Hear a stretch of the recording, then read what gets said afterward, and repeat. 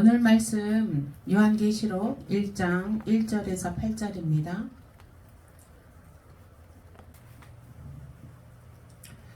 함께 합독하시겠습니다. 시작. 예수 그리스도의 계시라. 이는 하나님이 그에게 주사 반드시 속히 될 일을 그 종들에게 보이시려고 그 천사를 그 종 요한에게 보내어 지시하신 것이라. 요한은 하나님의 말씀과 예수 그리스도의 증거 곧 자기의 본 것을 다 증거하였느니라. 이 예언의 말씀을 읽는 자와 듣는 자들과 그 가운데 기록한 것을 지키는 자들이 복이 있나니 때가 가까우니라. 요한은 아시아에 있는 7교회에 편지하노니 이제도 계시고 전에도 계시고 장차 오실 이와 그 보좌 앞에 7영과 또 충성된 증인으로 죽은 자들 가운데서 먼저 나시고 땅의 임금들이 머리가 되신 예수 그리스도로 말미암아 은혜와 평강이 너희에게 있기를 원하노라. 우리를 사랑하사 그의 피로 우리 죄에서 우리를 해방하시고 그 아버지 하나님을 위하여 우리를 나라와 제사장으로 삼으신 그에게 영광과 능력이 세세토록 있기를 원하노라. 아멘. 볼지어다 구름을 타고 오시리라. 각인의 눈이 그를 보겠고 그를 찌른 자들도 볼 터이요 땅에 있는 모든 족속이 그를 인하여 애국하리니 그러하리라. 아멘. 주 하나님이 가라사대 나는 알파요 오메게라. 이제도 있고 전에도 있었고 장차 올 자요 전능한 자라 하시더라. 아멘. 예, 우리 153 기도에 이제 우리가 작년에 1차 했고요. 그래서 작년에 1차하고 많은 기적을 체험을 했습니다. 그리고 이제 저희 청금교회 다녀가신 분들도 그들 다녀가신 분들도 그들도 가정과 뭐 직장과 사업장의 자녀들 통해 많은 기적이 일어났습니다. 올해는 그 두 번째로 이제 2차 153 기도에 이제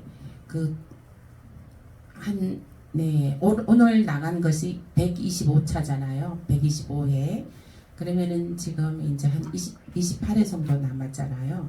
예. 근데 이제 제가 하나님께 말씀을 어떤 말씀을 이제 마지막 그 153 이제 휘날레를 장식하면서 어떤 말씀으로 하나님 은혜 나눌까요?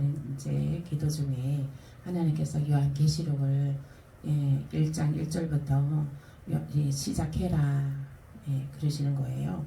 그래서 제가 이제 요한계시록 말씀을 1장 1절부터 해서 풀어나가겠습니다. 은혜 나누시겠습니다. 근데 이제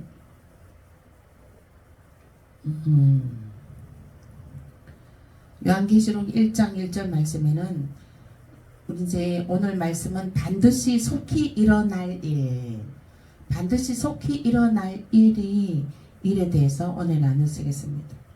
무엇이 반드시 속히 일어날 일입니까?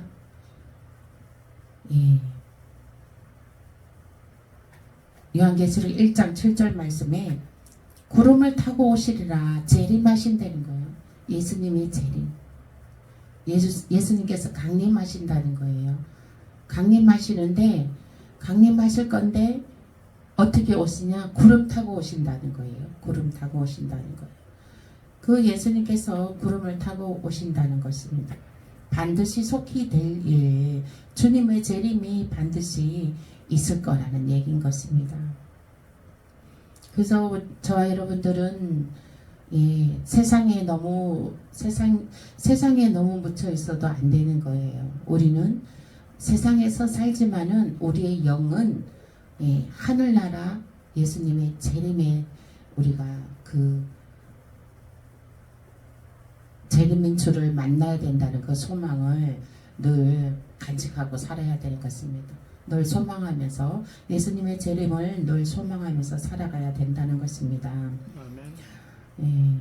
요한계시록 1장 7절 말씀에 볼지어다 구름을 타고 오시리라. 각인의 눈이 그를 보겠고 모든 족속이 그를 인하여 애곡하리니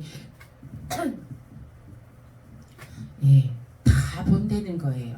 예수님의 구름 타고 오시는데 모든 이들이 다 본다는 거예요.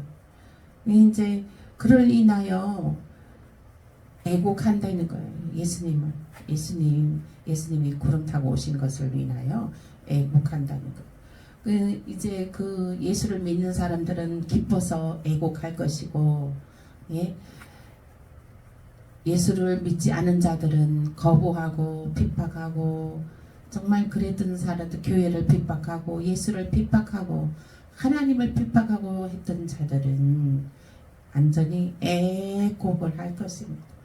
믿는 자들은 예수님의 재림을 기다렸던 자들은 대한호의 기쁨의 눈물을 흘릴 것이고, 그리고 예수를 정말 핍박하고 교회를 핍박한 자들은 애통의 애곡에 가슴을 찢으며 애통해 할 것입니다.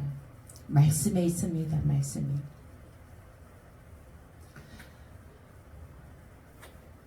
요한계시록 1장 5절의 말씀에는 예수님은 충성된 증인입니다. 충성된 증인. 예수님은 무엇을 충성하셨습니까? 근본 하나님의 본체이신 예수 그리스도는 자기를 종의 형체로 낮추시고 죽기까지 하나님의 말씀에 복종하셨습니다. 또한 믿는 도리의 사도이신 그는 집 맡은 아들로 충성하였습니다. 히브리서 3장 1절에서 6절 말씀, 예수님은 충성하셨습니다. 하나님의 말씀에 복종하셨고 충성하셨습니다. 히브리서 3장 1절에서 6절 보시겠습니다.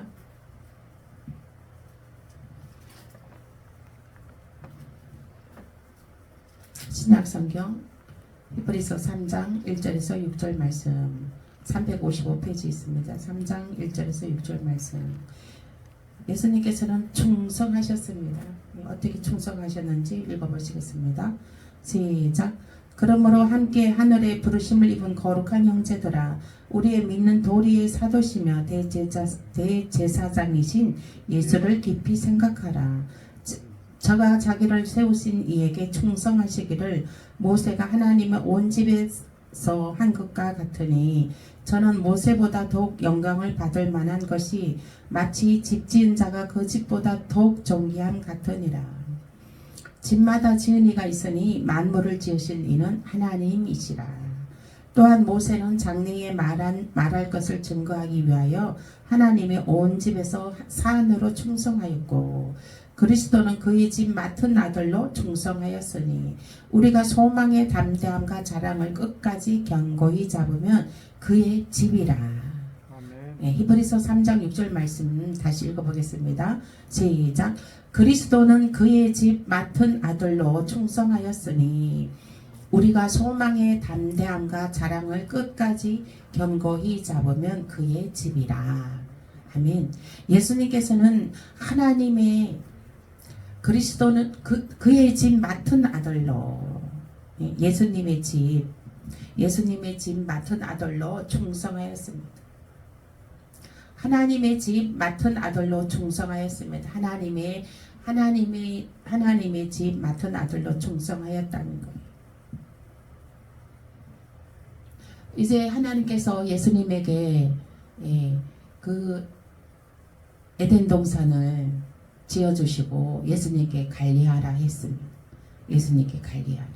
그런데 사단이 그 아담을 깨우고 하와를 깨우고 깨고 유혹을 해서 그들이 죄로짐으로 말미암아 에덴 동산이 천년의 왕국 시대 에덴 동산이 깨져버렸습니다.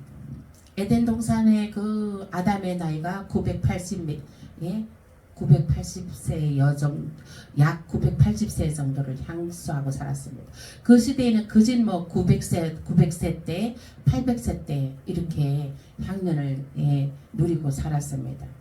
그래서 그것도 이제 그 에덴도 천년 왕국 시대였습니다. 하나님께서 예수님에게 천년 왕국을 선물하신 거죠. 천년 왕국을 다 만드신 거예요.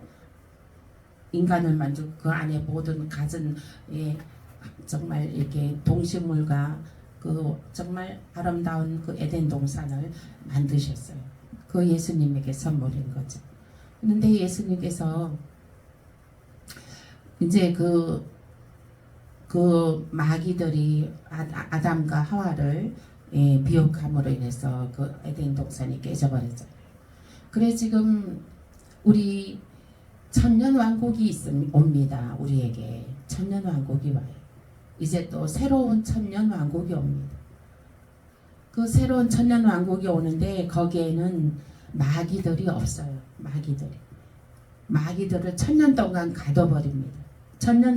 예수님이 이제 강림하셔서 천년 왕국에 들어갈 때에 그 에덴 동산일 때는 그 하나님께서 천지 창조 시대의 에덴 동산일 때는 마귀들을 풀어놨었죠. 그래서 마귀들이 활동을 했어요.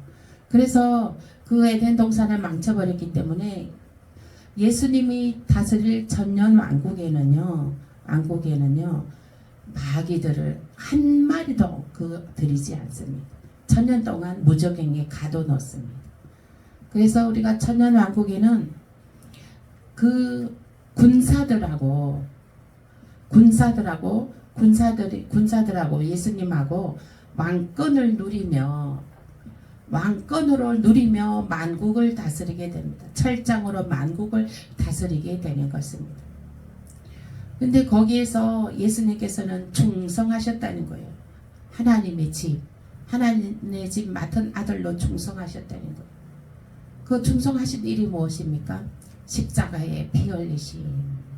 예수님은 죽기까지 충성하셨습니다. 십자가에 피 흘리심.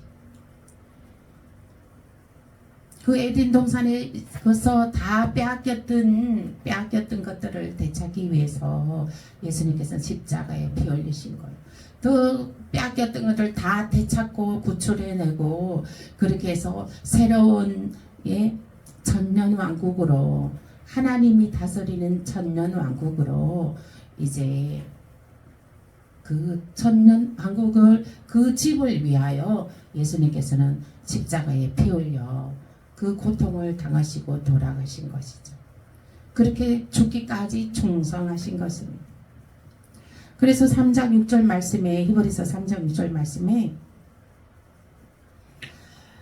그리스도는 그의 집 맡은 아들로 충성하였으니 십자가에 피 흘리기까지 죽기까지 충성하였으니 그러므로 십자가에 피 흘려 주셨으므로 우리가 소망의 담담이 뭐예요? 소망의 담담. 우리도 그 예수님의 그 천년 왕국에 우리도 함께 들어간다는 소망의 담대함을 가지시길 바랍니다. 아멘. 담대함과 자랑을 끝까지 견고히 잡으면 잡으라는 거예요. 이 자랑을 끝까지 견고히 잡으라는 건 무엇이에요? 예수를 자랑하라는 거예요. 예수님이 십자가에 흘린 것을 자랑하라는 거예요. 부끄러워하지 말라는 거예요. 복음을 부끄러워하지 말라. 자랑을 해라. 예수 십자가에 달리셔 죽으신 것을 자랑해라. 그 예수님을 십자가에 못 박으신 것을 자랑하는 자에게는 끝까지 자랑하는 자에게는 견고히 잡으면 그의 집이라. 예수님의 그 십자가에 피 흘리신 걸 끝까지 그걸 견고히 잡으라는 거예요. 견고히 잡으라는 건 예수님의 십자가를 우리가 끝까지 붙잡고 예수님을 자랑하라는 거예요.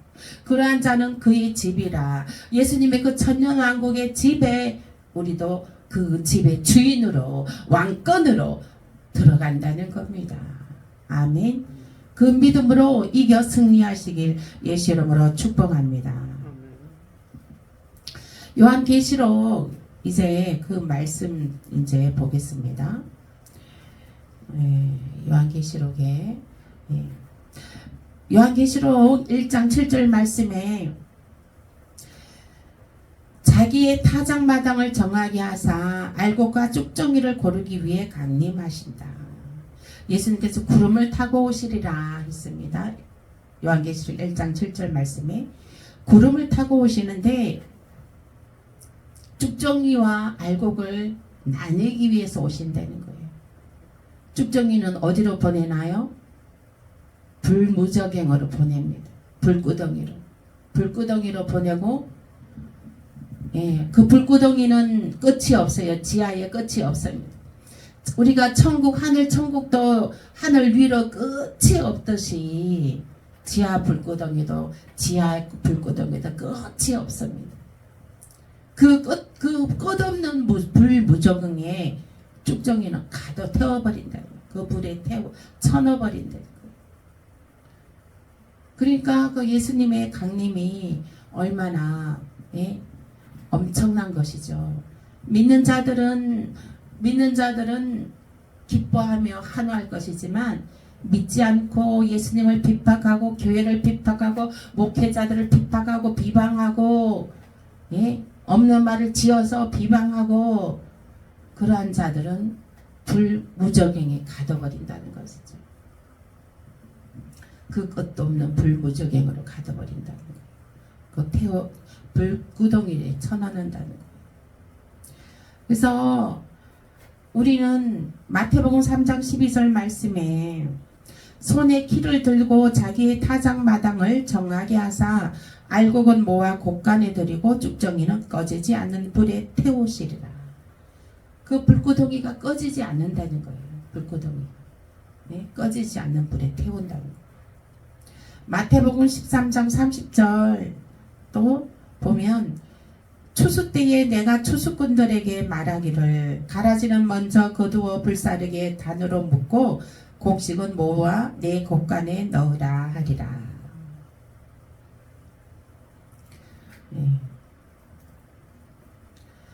여기 말씀에 보면 가라지는 불사르게 먼저 단으로 묶으라는 거예요.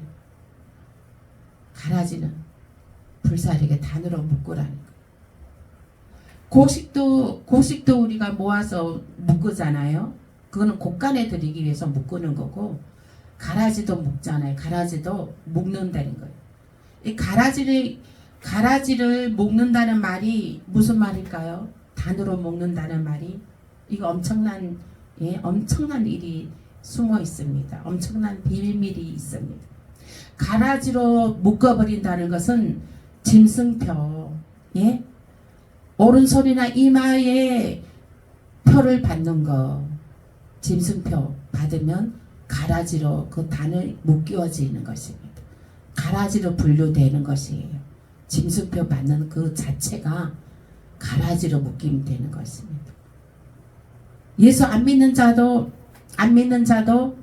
그 짐승표 받지 않으면 천년왕국에 들어갑니다. 육신의 몸으로. 영체의 몸으로 들어가는 것이 아니라 육신의 몸으로 천년왕국에 들어갑니다. 그런데 가라지는